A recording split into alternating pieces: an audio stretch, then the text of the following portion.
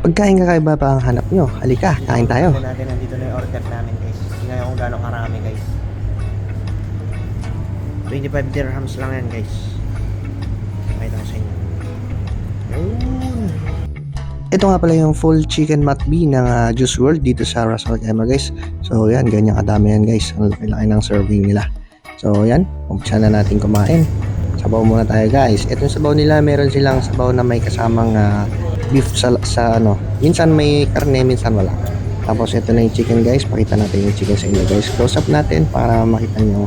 Ayan guys. Inihaw na chicken nila yan dito guys sa UAE guys. Kung mapunta kayo dito, mag-order kayo ganyan. Lagyan natin ng yogurt tapos kamatis. And then, subo na tayo guys. Yum yum yum. Ayan, tingnan nyo guys. Sarap na sarap tayo dito.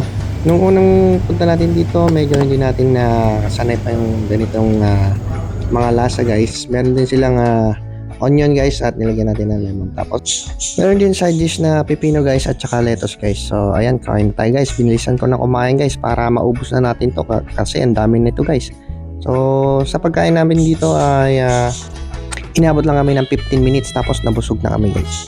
So guys, na-experience na ba yung ganitong pagkain guys? Comment down below naman kayo guys kung gusto nyo yung kain. Ayan guys, naubos na natin guys. So punasan natin yung bibig natin. Double thumbs up guys. Sobrang sarap ng pagkain dito guys. So busog na tayo. Solve na tayo dito guys. Ayan guys. So nag-order kami ng tubig guys. Tubig na lang tayo guys. Tapos mag-chay tayo mamaya. Tapos so hindi namin naubos yung kanin guys kasi sobrang daming serving guys. So saka lang namin nauubos to pag gutom na gutom kami. Kaya ayun guys. For the go, palike naman guys and pa-subscribe. Inom na tayo guys.